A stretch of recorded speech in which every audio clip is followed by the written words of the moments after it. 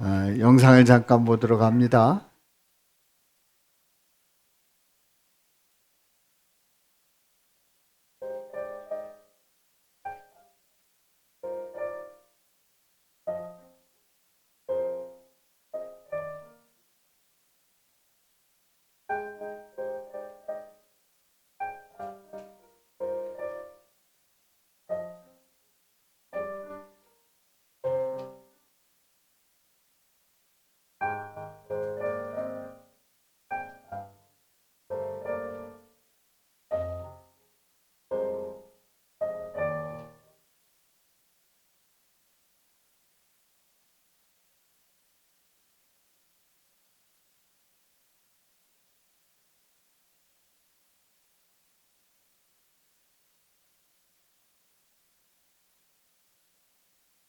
우리 교회 앞산에 보면 우리 교회 앞산인가요? 뒷산인가요? 이 교회에 가까운 이 산은 어떤 산이죠? 원적산입니다. 높이가 211m입니다. 211m. 뭐 생각해 보면 그렇게 높은 산은 아닙니다. 높은 산은 아니지만 이 원적산을 올라가게 되면 올라가는 코스가 있어요. 우리가 교회 가까운 코스로 올라가면 조금 힘들지만 약간 돌아서 올라가면 올라가는 것 같지 않게 올라가는 코스가 있어요. 제가 여러 번 다니면서 이렇게 다녀보니까 그런 쉬운 코스가 있더라고요. 그런데 이렇게 높지도 않은 이 산인데 말이죠. 올라가다가 내려오면 그 산을 꼭대기까지 올라간 그 기쁨을 누리지 못합니다. 다시 얘기해서 이 원적산을 뭐 7부 능선까지만 올라갔다 내려오면 그렇게 많은 것을 보질 못합니다. 그런데 정상에 올라가면 거기에 삼각점이 있고요. 그리고 놀랍게도 정상에 올라가면 서구 전체가 보입니다. 저 검단까지 보입니다. 그리고 중구와 동구가 보입니다. 영종이 보이고 또 송도가 보입니다. 공항도 보이죠. 뜨고 내리는 그 모습이 보입니다. 그리고 부평 일대가 보입니다. 그 직전까지 올라간 거하고 끝까지 올라간 거하고 이렇게 차이가 있습니다. 그러니까 우리는 그 정상을 밟는 그 기쁨, 또 그때 느낄 수 있는 그 느낌은 분명히 다르다는 사실이지요. 제가 백두산에 올라가 본 적이 있었습니다만은 청년들하고 비전 트립에 가서 함께 올라갔었는데 그때는 차를 타고 어느 정도까지 가서 거의 꼭대기까지 가서 이제 올라가는데 마침 구름이 껴가지고 천지를 제대로 보지 못했어요. 보이기는 보이는데 제대로 보지를 못했어요. 어떤 사람은 여러 번 와도 한 번도 보지 못한 분들이 있답니다. 어떤 분들은 한 번에 본 적이 있고, 근데 저는 갔는데 못 봤어요. 한라산에 올라갔을 때에 그 한라산의 그 백록담, 뭐 물은 뭐 거의 없습니다만은 그 백록담의 그 아름다움과 한라산에서 보는 그 제주도의 끝자락이 보이는 그 선이 너무나도 멋졌습니다. 자, 산 정상에 올라갔을 때에 보는 그 기쁨은 분명히 다릅니다. 우리는 인생을 살아가면서 나름대로 어떤 목표를 향해서 달려갑니다. 세계 정상급의 사람들을 보면 나름대로 성공했다는 사람들의 이야기를 들어보면 올라가기까지 많은 어려움이 있습니다.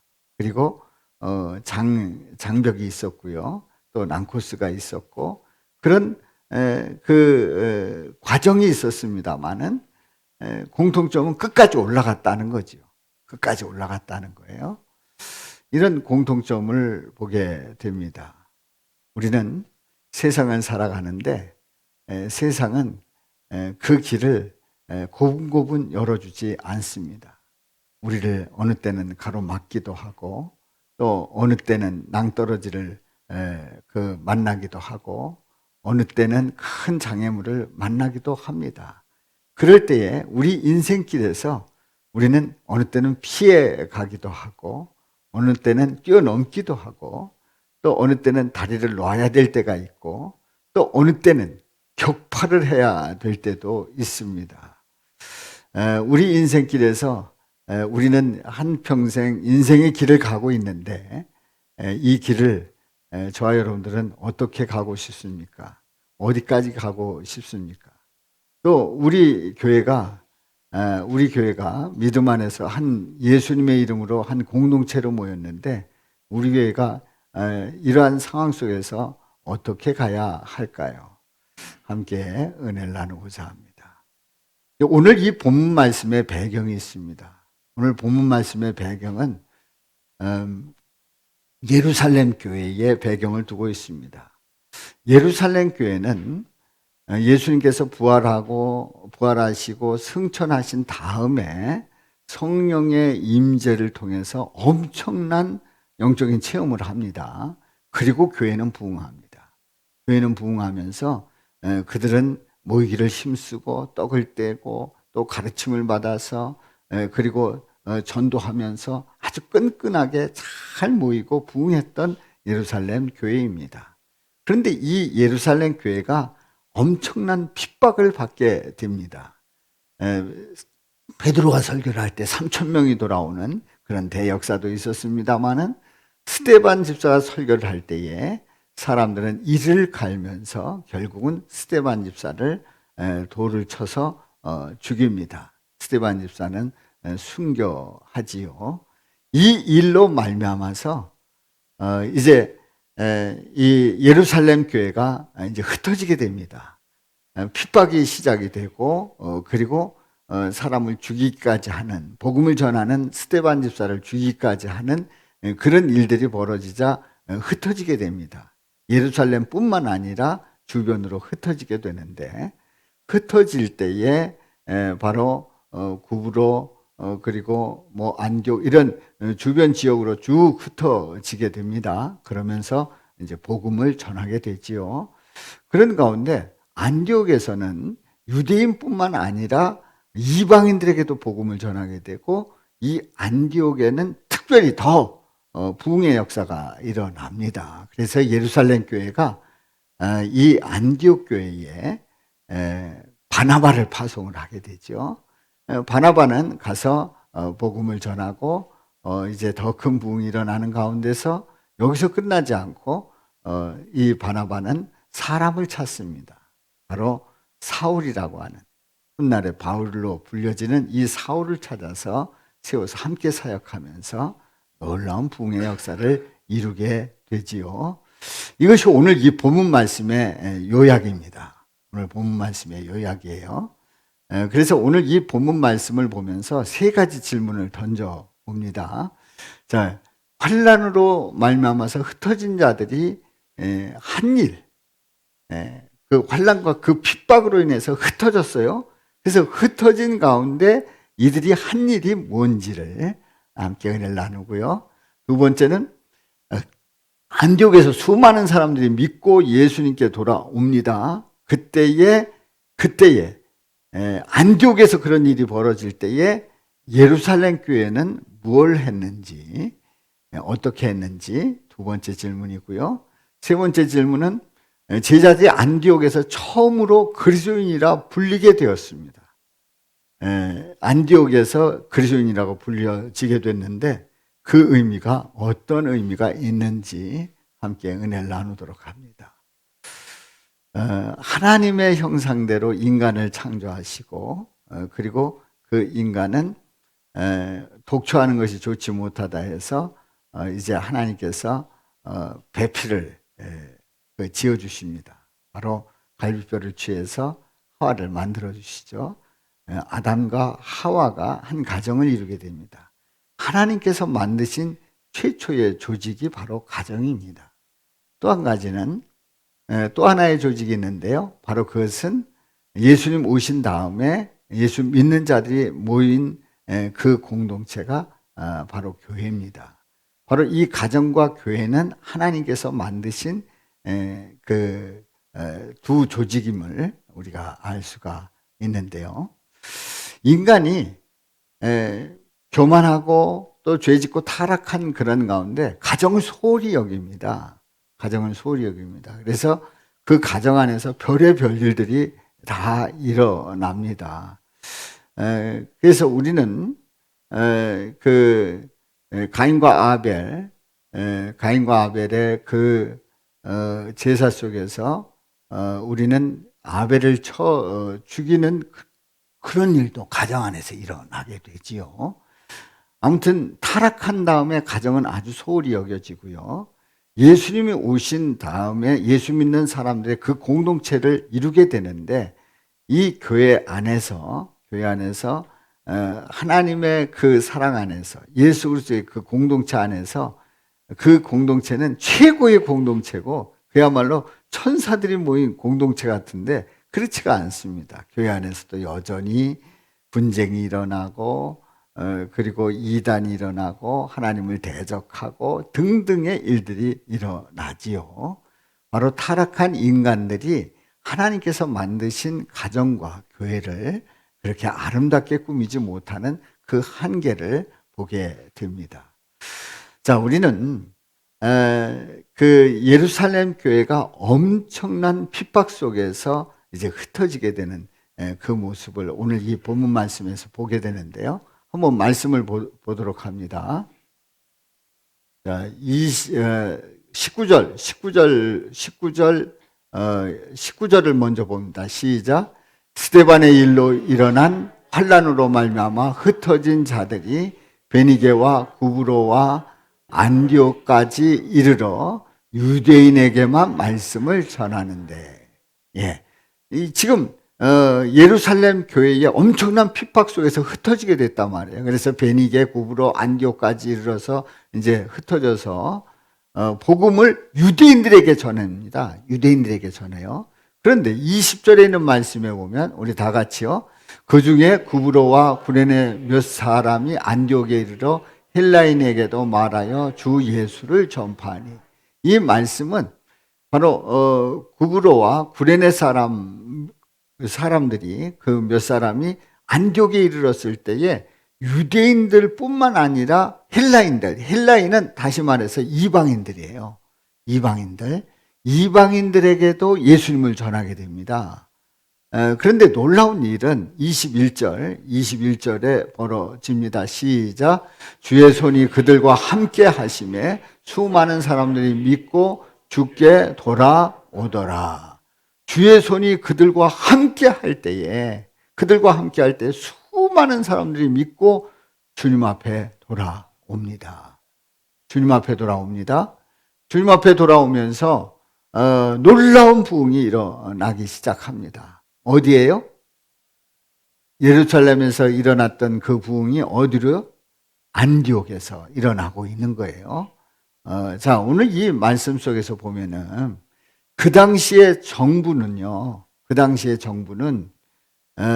이 로마 정부 또 그 당시의 분봉왕은 예수 믿는 것을 곱게 여기지 않았습니다. 예수 믿는 것에 대해서 환영하지 않았어요. 그리고 그 유대교 그 대제사장들 그리고 거기에 따른 그 모든 유대교의 사람들이 환영하지 않았어요. 예수 믿는 것을 좋아하지 않았단 말이에요. 그래서 엄청난 핍박이 일어나고 흩어진 가운데서 안디옥에서 부흥이 일어나고 있단 말이죠. 바로 그 당시의 정부는 그 시대 상황은 예배 드리는데 예배 잘 드리라고 박수치고 잘 드리는 것을 인정해 주지 않았다는 얘기입니다. 다시해서 예수 그리스도가 전해지는 그곳에는 어느 때는 부흥의 역사도 일어납니다만 이렇게 큰 핍박이 일어나서 흩어질 수밖에 없는 상황이 될 때도 있단 말이지요. 그러니까 우리는요, 이렇게 이제 해석을 해야 됩니다. 우리가 이 시대 속에 어떻습니까? 매스컴을 보고 다 이렇게 신문을 보게 되면 우리가 예배 드려야 될까요? 말아야 될까요? 분명히 예배 드리지 말라는 거예요. 이런 때는 잠잠하게 있으라는 거예요. 예배 안 드리면 어떠냐 이거예요. 그래서 예배 드리는 것에 대해서 엄청난 어떤 직간접적으로 비난을 하고 또 조롱을 하고 그럽니다. 또 목사들 중에는 또 이 시대를 포용해야 되고 또 공감을 해야 되고 배려 차원에서 드리지 말아야 된다는 목사도 있습니다. 물론 그럴 수도 있어요. 뭐 그런 사람은 그런 사람이고. 그런데 중요한 것은요, 어느 시대나 예수님을 믿고 하나님께 영광 돌리는 것에 대해서 기뻐하지 않는다는 사실이에요. 어느 시대나. 다시 얘기해서 사단은 계속해서 언제 어디서든지 하나님께 영광 돌리는 거 기뻐하지 않고요, 예배하는 거 기뻐하지 않아요. 왜냐하면 그 예배 자체는 하나님께 영광 돌리고 하나님의 임재를 고백하는 아주 중요한 그 주님의 선한 그 역사를 체험하는 순간이거든요. 이거를 허락지 않는단 말이죠. 그러니까 그 당시에도 예루살렘 교회는 그 핍박이 있었고, 그래서 흩어질 수밖에 없었어요. 흩어져서 복음을 전할 수밖에 없었단 말이지요. 그렇습니다. 이런 환난과 핍박 중에서 하나님을 믿는 하나님의 자녀들이 한 일이 뭡니까? 흩어져서 복음을 전했다는 사실입니다. 아멘입니까? 복음을 전했다는 사실이에요. 그래서 안디옥까지 와서 복음을 전하고 있단 말이지요. 자, 그러면 이런 안디옥에서 이런 놀라운 부흥이 일어났어요. 수많은 사람이 믿고 주님께 돌아올 때에 예루살렘 교회에서 어떤 조치를 취했는지를 보겠습니다. 한번 말씀을 보도록 합니다. 22절에 있는 말씀, 시작. 예루살렘 교회가 이 사람들의 소문을 듣고 바나바를 안디옥까지 누굴 보냈대요? 바나바를 안디옥에 보냅니다. 23절 시작. 그가 이르러 하나님의 은혜를 보고 기뻐하여 모든 사람에게 굳건한 마음으로 주와 함께 머물러 있으라 권하니. 그래요.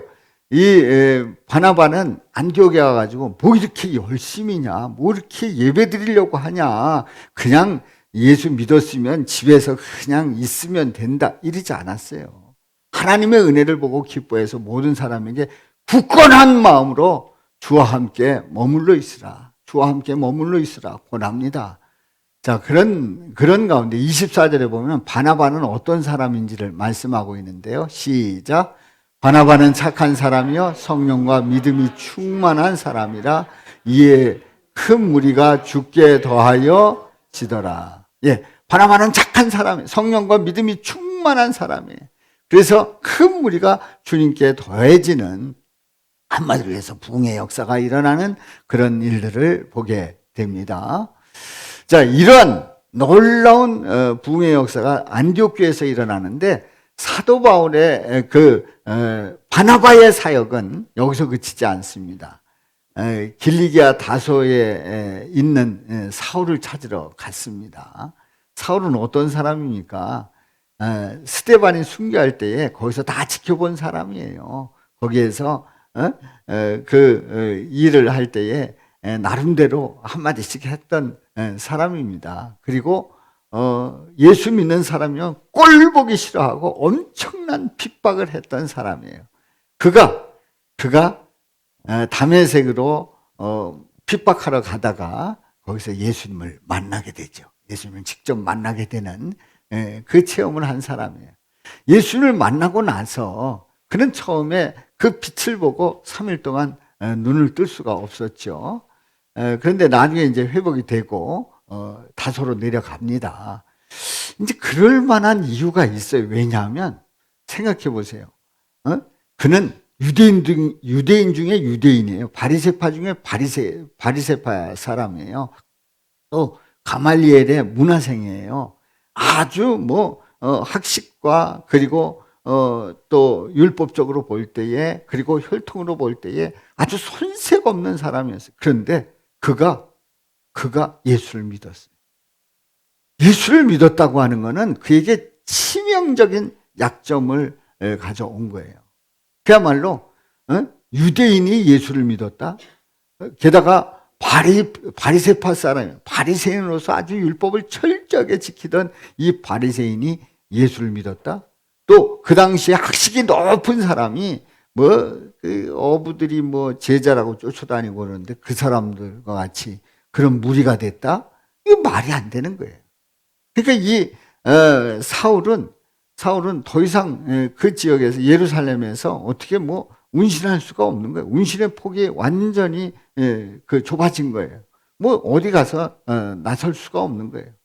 예수에 대한 분명한 믿음의 고백은 있었어도 가서 어떻게 해볼 수 없는, 발붙일 곳이 없는 이 사울, 결국은 고향에 내려가지요. 낙향을 합니다. 그런데 바나바가 그 사울을 데리고 와서 안디옥에서 함께 말씀을 연구하면서 말씀을 가르치면서 1년간 그 성도들을 굳게 세우는 그런 일을 합니다. 자, 이렇게 아주 귀한 사역을 이 바나바는 하게 되지요. 이런 그 부흥의 소식을 들을 때에 교회가 대처한 일은 그 바나바를 보내고, 바나바는 사람을 키우고, 그리고 그 안디옥에서 잘 가르쳤다고 하는 얘기입니다. 얼마나 감사합니까? 그런데 놀라운 사실은 이 모든 일은 누가 하셨다고요? 우리 하나님께서, 바로 예수님께서, 성령님께서 하신 일이라는 사실을 믿으시기 바랍니다. 우리는 바나바와 바울이 아니었다면 그 일을 이룰 수가 없다, 이렇게도 얘기합니다. 아닙니다. 얼마든지 하나님은 하십니다.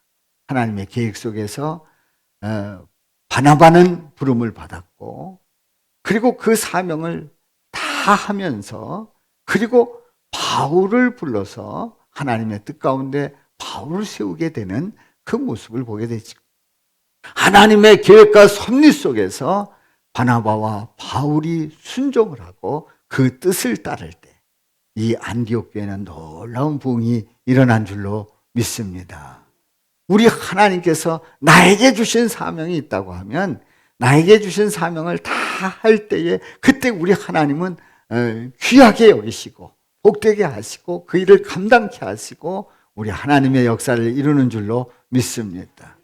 어젯밤에 시내 어느 장로님하고 통화를 하는데 그 장로님이 그 노인대학, 경로대학의 학장을 맡게 됐대요. 그 교회의 경로대학 학장을 맡게 됐대요. 그래서 내가 이걸 잘할 수 있는지, 이걸 맡은 거를 잘했다고 해야 될지 말아야 될지 고민이라고 그렇게 말씀을 하시더라고요. 그래서 제가 고민해 드리기를, 나는 할 수 없지만 주님께서 쓰시고자 할 때 아멘 하면 주님께서 건강 주시고 지혜 주시고 능력 주시고 또 주님께서 기뻐 받으십니다. 그랬더니 그 장로님이 저보다 4살 연상이신데 아멘 그러시더라고요. 우리 형님이셔요. 예, 그렇습니다. 우리는 할 수 없어요. 우리는 연약해요. 우리는 부족해요. 그런데 하나님께서 쓰시고자 할 때 제가 하겠습니다. 아멘입니다. 주님 써 주옵소서. 그러면요, 우리를 쓰시고 능력 주시고 감당케 하시고 하나님의 영광 드러내는 줄로 믿습니다. 하나님의 역사 이루는 줄로 믿습니다. 우리 하나님은 이 안디옥 교회를 이렇게 해서 크게 그리고 그 교회는 또다시 복음을 전하는 그런 교회가 되었다는 사실이지요. 자, 우리는 이 안디옥 교회에서 주의 제자들이 그리스도인이라고 하는 그러한 그 별명을 얻게 됩니다. 제자들이 안디옥에서 처음으로 그리스도인이라 불리게 되었는데 그 의미가 어떤 의미인지를 우리에게 말씀하고 있습니다. 자, 제자들이 안디옥에서 비로소 그리스도인이다라고 하는 것은 바로 크리스찬이다. 다시 얘기해서 그리스도의 사람이다. 누구의 사람이라고요? 그리스도의 사람이다. 그리스도의 사람이 되었다고 하는 그런 그 칭함을 받게 되었어요. 자, 그리스도의 사람이라고 칭함을 받게 되었다고 하는 것은 뭘 말합니까? 예수님에 대한 고백이 정확했다는 거예요. 다시 얘기해서 그리스도의 사람은요, 주는 그리스도이심을 분명히 고백하는 사람이에요. 주는 그리스도다. 주는 메시아다. 주는 구원의 주시다. 아멘입니까? 주님은 나의 구원의 주이십니다. 바로 그리스도임을 정확하게 고백하는 사람이 바로 그리스도의 사람이에요. 그리고 그리스도의 사람은 예수님이 하나님의 아들이라는 사실을 믿는 사람들이에요. 예수님이 하나님의 아들이라는 사실을 정확하게 믿는 사람들이 그리스도의 사람이에요. 그렇습니다. 바로 예수님이 그리스도시고 그리고 예수님이 하나님의 아들이심을 분명히 믿는 사람들은 그리스도의 사람이라고 불려지는 거지요. 그렇습니다. 그리스도의 사람은요, 예수님이 내 안에 있기 때문에 예수님의 그 삶을 나타내고 그리고 예수님의 그 삶이 사람들에게 증거가 되고 그리고 예수님께서 능력 가운데 붙잡아 주시는 그 멋진 삶을 살아가는 사람들이지요. 자, 그리스도의 사람이라고 불려질 때에 어떤 이런 경우가 있어요. 만일에 그리스도의 예수님을 그리스도라고 고백하지 않으면 그건 그리스도의 사람이 아니에요. 그리고 하나님의 아들이시라는 사실을 믿지 않으면 그건 그리스도의 사람이 아니에요. 크리스찬이 아니란 말이에요. 예수님이 그리스도시고 하나님의 아들임을 정확하게 믿는 사람들만이 그리스도인이에요. 때로는 이럴 수 있어요.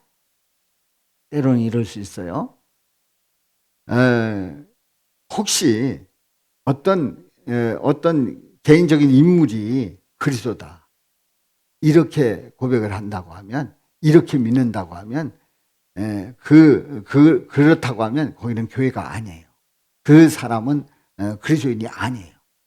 어떤 문선명이를 믿는다 그럼 문선명의 사람인지 그리스도인이 아니란 말이에요. 문선명의 교회는 교회가 아니에요. 통일교회 그러는데 교회가 아니란 말이에요. 그리스도인이 아니란 말이에요. 정확하게 우리는 구분해야 합니다. 그렇습니다. 바로 예수 그리스도를 그리스도라고 믿는 사람들은 우리 예수 그리스도께서 십자가에서 나를 위해서 고난받으시고 그리고 나를 위해서 나의 죄를 사해 주시기 위해서 십자가에서 피 흘리심을 분명히 믿고 나를 위해서 피 흘려 죽으심을 분명히 믿고 고백하는 그러한 사람이 바로 그리스도인이고 그리고 하나님의 자녀로 인정을 받는 거지요. 만약에 이러한 고백이 안 된다고 하면 그리스도인이 아니란 말이지. 우리는 예수님을 분명히 믿을 때에 예수 그리스도께서 나를 위해서 십자가에서 고난받으시고 피 흘려 죽으셨음을 고백하면서 믿음으로 나갈 수 있기를 주님의 이름으로 축원합니다. 그렇습니다. 그래서 그리스도인이 된 거예요.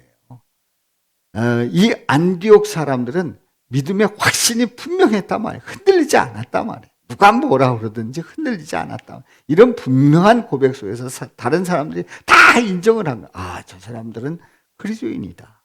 그리스도의 사람이다. 그렇게 인정을 했단 말이지요. 우리 예수님께서 가이사라 빌립보 지방에 갔을 때에 제자들에게 물었어요. 뭐라고 물었냐면 사람들이 인자를 누구라 하더냐 그랬더니 더러는 세례 요한, 더러는 엘리야, 더러는 예레미야, 또 선지자 중에 한 사람입니다. 이렇게 얘기를 하더라는 거지요. 이렇게 얘기를 하더라는 거예요. 그래서 예수님이 다시 물었어요. 그럼 너희는 나를 누구라 하느냐? 그랬을 때에 베드로가 이렇게 고백을 합니다. 주는 그리스도시요 살아계신 하나님의 아들이시니이다. 우리 다 같이요. 제가 너희는 나를 누구라 하느냐? 그러면 여러분들이 정확하게 답을 하시기 바랍니다. 너희는 나를 누구라 하느냐? 예수님이 물을 때에 베드로는 이렇게 정확하게 대답을 합니다.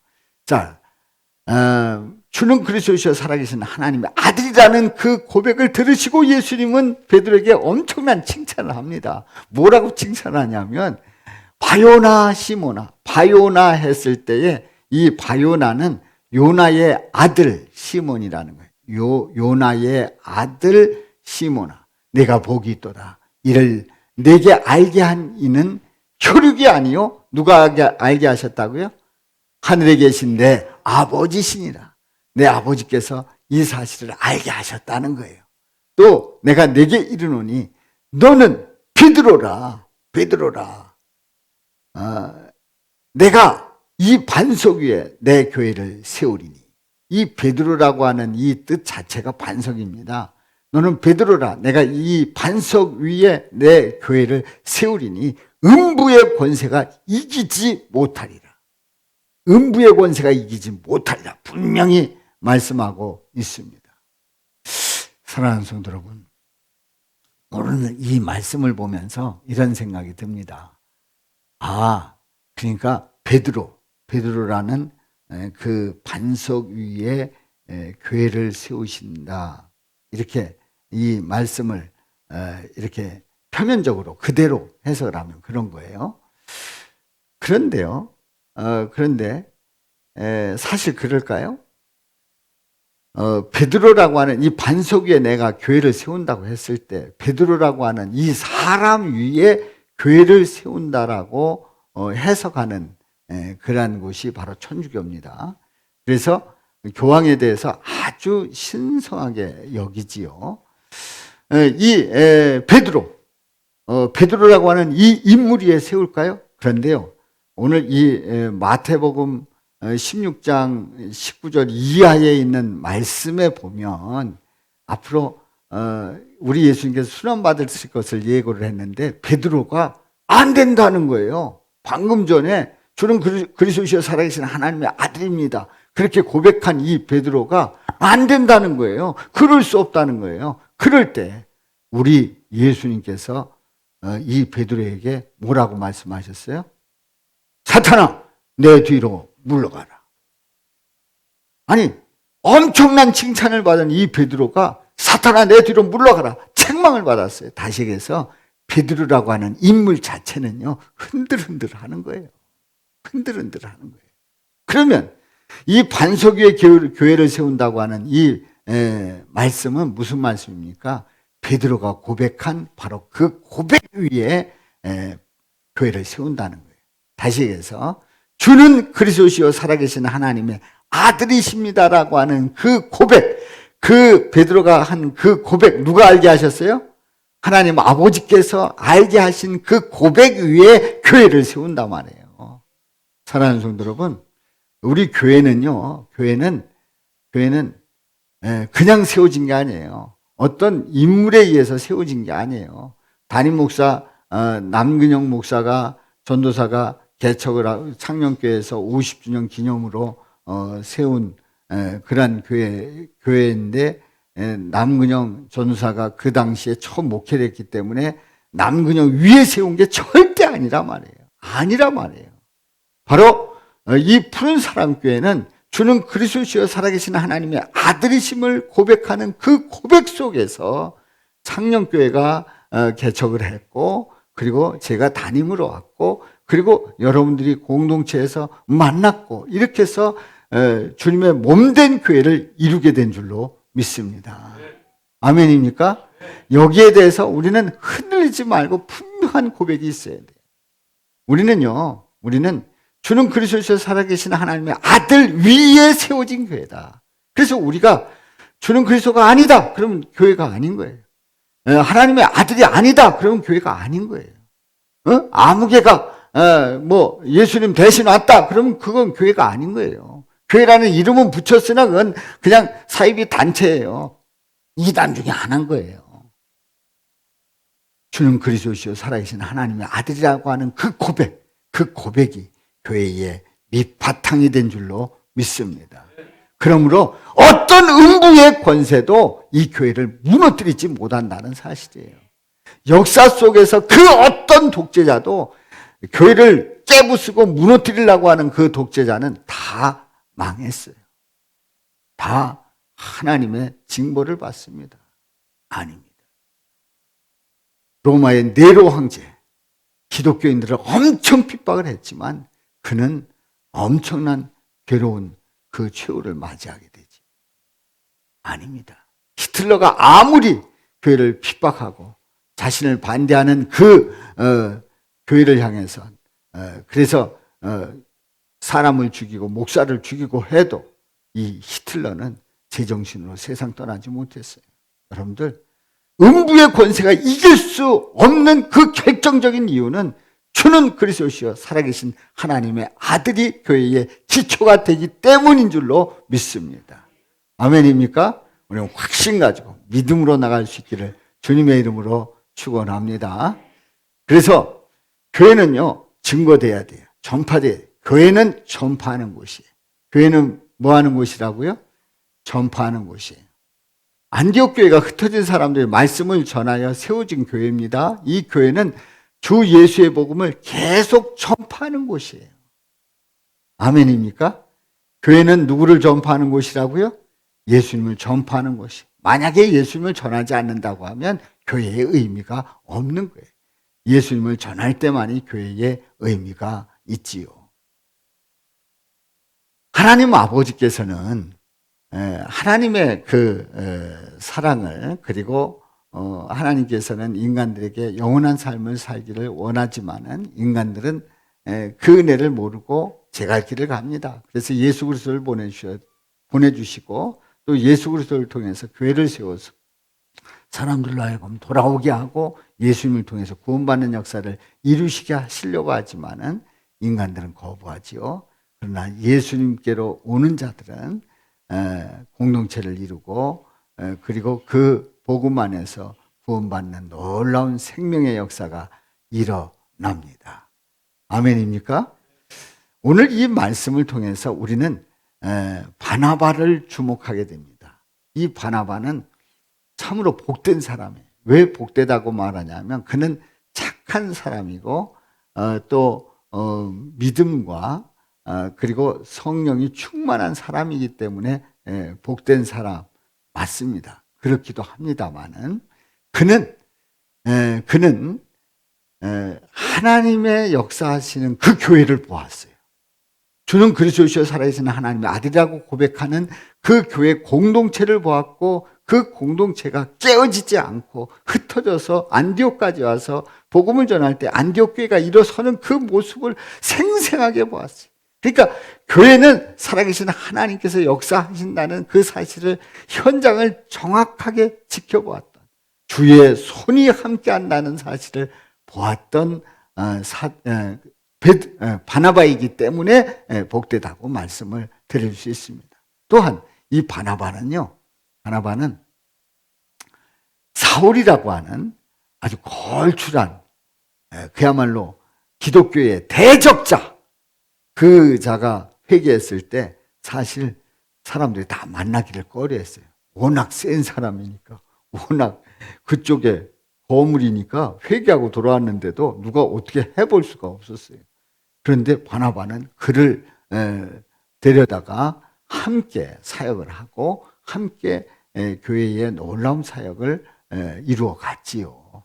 하나님께서 원하시는 그 뜻을 정확하게 파악하고 순종하고 그리고 바울을 세운 바나바임을 우리는 보게 되는데, 그렇기 때문에 이 바나바가 복된 사람이라고 말씀드릴 수 있습니다. 현대인들은요, 교회에 대한 이미지가 그렇게 좋지 않습니다. 오늘날에 우리 대한민국 사람들은 요즘 교회에 대한 이미지가 그렇게 좋지 않아요. 코로나19로 인한 여러 가지 여파로 인해서 세상에 기독교, 천주교, 불교 다 합친 교회발이 8.2%인데 말이에요. 8.2%인데 국민들 44%가 교회인 줄 안다잖아요. 그러니까 교회 이미지가 얼마나 나빠요. 아니, 교회가 아니라 절간도 있고 다 성당도 있고 다 그런데 어떻게 교회라고 생각을 하냐 말이죠. 이건 교회의 이미지가 별로 안 좋다는 그런 증거이기도 합니다. 그런데 말이죠. 그래서 나는 예수 안 믿겠다. 이럴 수 있어요. 그래서 예수 안 믿겠다. 여러분들 집에 벼룩이 튀어다닌다고 그래가지고 그거를 집을 태울 수 있어요? 벼룩 잡겠다고? 그러잖아요. 벼룩 잡자고 초가상간 태울 수 있다 없다? 없다고 그러잖아요. 없다고 그러잖아요.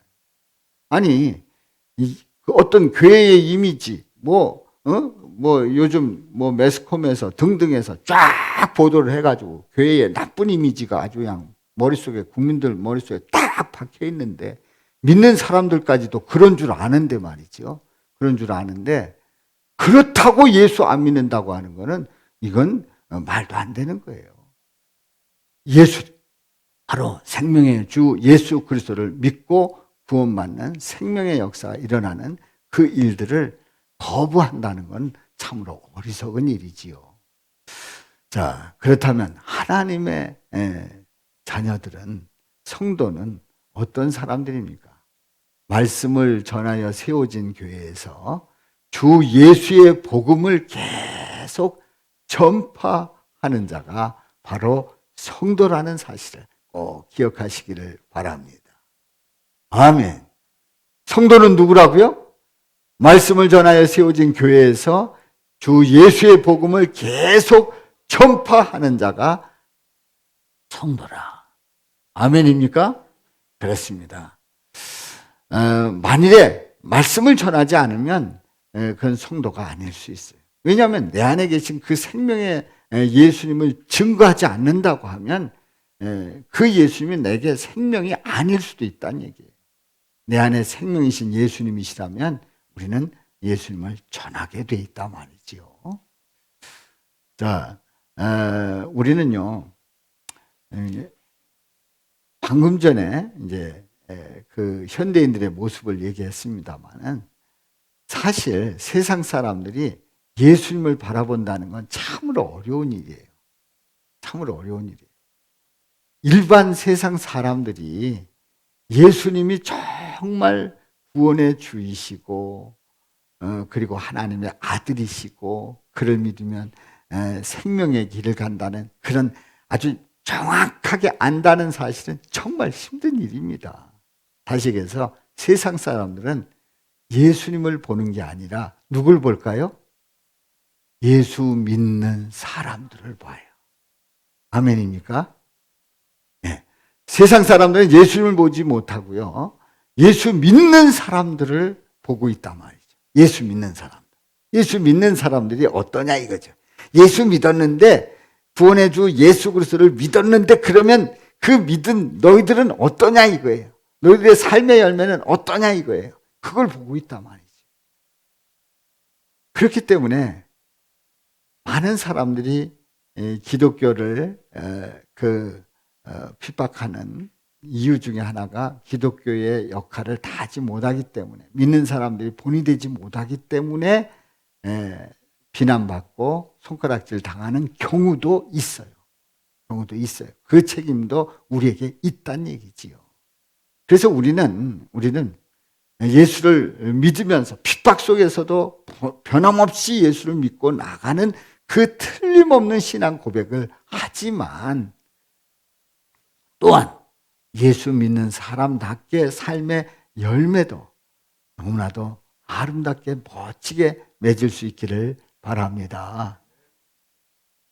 바로 이 안디옥 교회는요, 그때의 시대적인 상황 속에서 책임을 다했어요. 바로 예루살렘 교회에서 그 선지자들이 안디옥에 이르렀을 때 아고보라고 하는 사람이 성령의 감동함을 입어가지고 천하에 흉년이 들리라 하는 그 소식을 들었어요. 근데 실제로 글라우디오 때에 흉년이 들었단 말이죠. 그래서 예루살렘이 특히 더 어려웠어요. 그때에 제자들이 각각 그 힘대로 유대에 사는 형제들에게 부조를 보내기로 그렇게 작정을 하고 실제로 다 이제 헌금을 해서 그렇게 해서 바나바와 사울의 손으로 장로들에게 보내는 그런 일이 실제 있었습니다. 그러니까 이 안디옥 교회는요, 믿음도 좋았는데 시대적인 상황 속에서 시대적인 책임을 다한 그러한 교회였다는 사실이죠.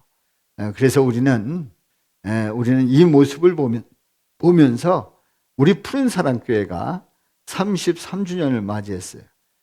푸른사랑교회가 87년 12월 28일인가요? 그때 첫 예배를 드렸어요. 인천시 서구 가정동 5-86번지 그 3층 동우당 약국이 있는 3층의 교회에서 예배를 드렸어요. 첫 예배를 드렸어요. 그때 예배를 드렸던 분들이 바로 부기용 권사님, 홍석인 권사님이시죠. 그렇게 해서 처음에 14명이 예배를 드렸습니다. 14분이 예배를 드렸는데 이렇게 해서 시작된 우리 교회예요. 그리고 창립 예배를, 설립 예배를 88년 2월 14일 날 드렸어요. 오늘이 며칠이죠? 2월 13일? 14일이에요. 2월 14일. 다시 얘기해서 오늘이 꼭 몇 주년? 33주년 되는 그날이에요. 33주년 되는 그날이에요. 오늘 뭐 우리 특별히 행사는 하지 않지만 끝난 다음에 이 자리 그대로 앉아가지고 사진 한번 찍는 걸로 그냥 이번에는 대신합니다. 우리 특별히 뭐 다른 건 없지만은 33주년 되는 오늘 그날이에요. 자, 우리 교회가 33주년이 되었어요. 우리 교회가 여기까지 오면서 순탄하게 온 것 같지만 나름대로 별의별 일 다 겪었어요. 별의별 일 다 겪었어요. 뭐 특히 건축을 할 때에 그 민원에 부딪혀가지고 서구청 민원 1위 어디까지 올라가냐면 청와대 민원실까지 올라간 푸른사랑교회, 그 당시 가정교회 그 건축 민원이었어요. 아주 골치 아팠죠. 그 당시에 주민들이 딱 프랜카드를 걸어놓고 결사 반대 막 그랬어요. 그래서 프랜카드는 어디서 이렇게 빨리 갖다 붙였나고 자세히 들여다봤더니 애들 기저귀 갖다가 거기다가 써가지고 갖다 붙여가지고 그 포크레인 위에 올라가가지고 막 막대기 휘두르고 뭐 저한테 주먹질하고 저도 욕 어지간히 먹었어요. 욕 많이 먹으면 뭐 한대요? 그렇게 해서 오래 사는 건 아니겠습니다만은 저도 욕 어지간히 먹었어요. 아무튼 제가 들으니까 오기만 해보래. 오면 이거를 이렇게 해가지고 이렇게 한대. 제가 말로 다 표현하지도 못하겠어요. 뭐 그런 일도 다 있어요. 하여튼 저도 욕 어지간히 먹고 사는 사람이에요, 보면. 근데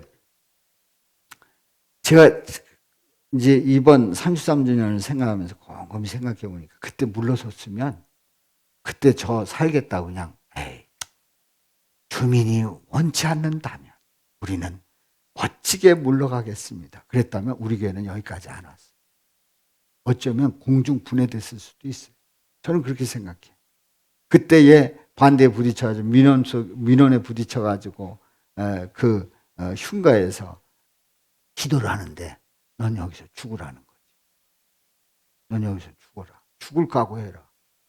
딱 그러니까 담대해지기 시작하고 그리고 그 민원 속에서 우리 하나님이 교회를 세우게 하셨는데 하나님의 은혜인 줄로 믿습니다. 하나님의 손길인 줄로 믿습니다. 우리는 어떤 역경이 와도 음부의 권세를 이기지 못하게 하시는 하나님의 그 강력한 후원 속에서 우리는 당당히 나갈 수 있기를 주님의 이름으로 축원합니다. 이 시대 상황 속에서 여러분들 주눅 들지 마세요. 당당하세요. 예수 그리스도를 믿는 이 믿음이 얼마나 소중한지를 확신하시고 나 예수 믿는다고 말하고 전하시기를 바랍니다. 우리 주님이 책임져 주실 줄로 믿습니다. 예루살렘 교회가 박해가 없었다면 예루살렘 교회는 그 안에서 썩었을 수도 있어요. 그런데 박해로 인해서 흩어지고 땅끝까지 나가게 된 줄로 믿습니다. 하나님의 섭리 속에서 박해가 있었단 말이죠. 오늘날의 이 어려움도 다 뜻이 있는 거예요. 오히려 교회는 이제 쭈그러들 거다. 아닙니다. 교회는 부흥하게 될 줄로 믿습니다. 복음은 왕성하게 전해질 줄로 믿습니다. 복음은 땅끝까지 전해질 줄로 믿습니다.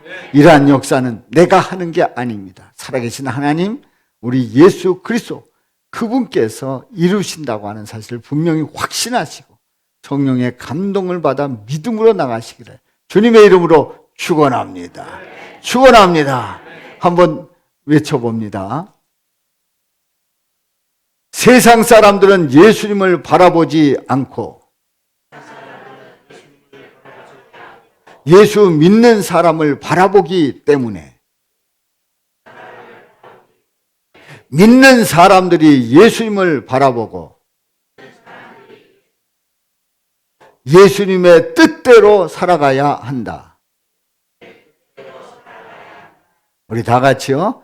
세상 사람들은 예수님을 바라보지 않고 예수님을 믿는 사람들이 예수님을 바라보고 예수님의 뜻대로 살아가야 한다. 이 담임 목사가 틀려서 한 번 더 하겠습니다. 한 번 더 하겠어요. 자, 시작. 세상 사람들은 예수님을 바라보지 않고 예수 믿는 사람을 바라보기 때문에 믿는 사람들이 예수님을 바라보고 예수님의 뜻대로 살아가야 한다. 아멘, 아멘, 아멘. 기도합니다.